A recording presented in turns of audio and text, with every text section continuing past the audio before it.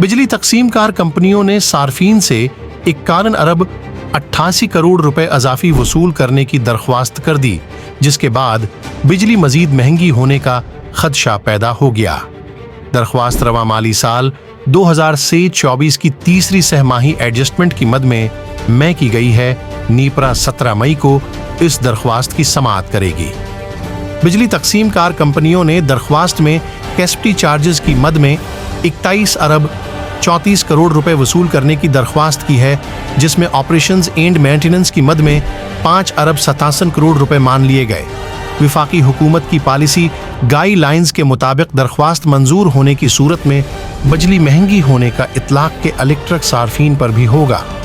ताहिम मंजूरी का हतमी फैसला।